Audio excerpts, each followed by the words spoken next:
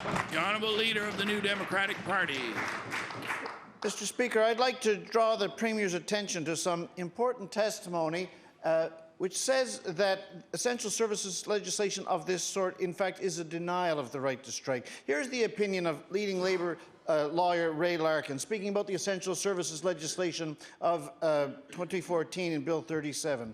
All of those governments, Mr. Buchanan's government, Mr. Savage's government, Dr. Ham's government, they all engaged in temporary interference in collective bargaining, but not one of them removed the freedom of workers on a permanent basis to exercise a right that is fundamental. When you take away the right to strike from a large portion of a bargaining unit, they're not going to have a say in their terms of employment, unquote.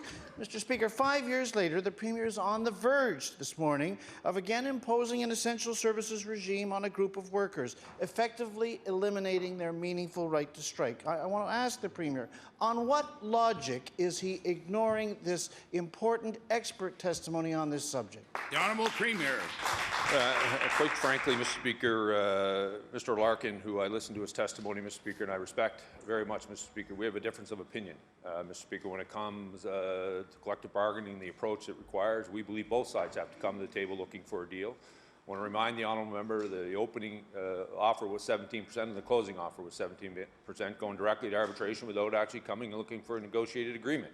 We've said that all along, and I want to remind the honourable members, Crowns and New Brunswick have this legislation, Mr. Speaker, that allows them to exercise the right to strike at the same time putting together essential service legislation so the victims of serious crimes in this province, Mr. Speaker, will end up in court and have someone there to support them. The Honourable Leader of the New Democratic Party.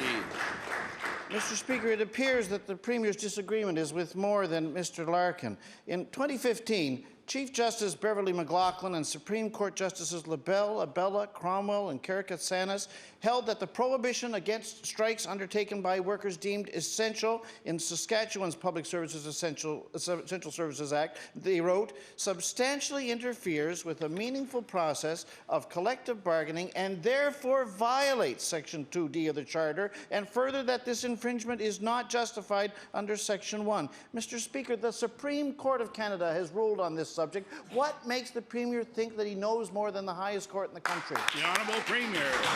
Mr. Speaker, I thank the honourable for the question. Mr. Speaker, the reality of it is, Mr. Speaker, my job is to be responsible to all taxpayers, Mr. Speaker, to ensure that we provide a fair pay scale in this province, one that all taxpayers can afford. At the same time, ensuring, Mr. Speaker, that workers have the right to exercise their displeasure with government as they see fit while we keep essential services in place, Mr. Speaker. That's exactly what this legislation does, same as it did, Mr. Speaker, when it came to health care.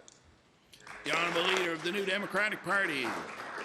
I would suggest, Mr. Speaker, that the Premier has a responsibility also to the law. I want to share this third testimony. Essential services legislation has not worked in other jurisdictions across Canada. It has not prevented illegal strikes. The collective bargaining process is working in Nova Scotia. Our system has not been plagued by strikes. It has been suffering from government's indifference. That is the real issue. End of quote. Mr. Speaker, these words were spoken by the Premier in 2007. Let me ask the Premier, was he wrong when he said that essential services legislation is something that just doesn't work? The Honourable Premier. Mr. Speaker, the reality of it is, Mr. Speaker, patients in this province, Mr. Speaker, deserve to know that they will have that service, Mr. Speaker, when they critically need it.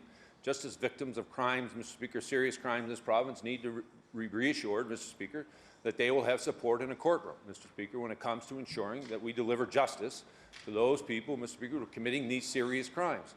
At the same time, I have a responsibility to all taxpayers, Mr. Speaker, and that is to ensuring that we provide a fair collective agreement, Mr. Speaker, that represents the taxpayers' ability to pay and recognize the fact that we appreciate the hard-working work of Nova Scotia, Mr. Speaker. And I want to remind the honourable member, there's the highest-paid Crowns in Atlantic Canada. We provided an initial bump, Mr. Speaker, of 4% plus 7% over 4 years, Mr. Speaker. That is a substantial increase, Mr. Speaker, by any stretch of the imagination. But 17% is just unsustainable for this province.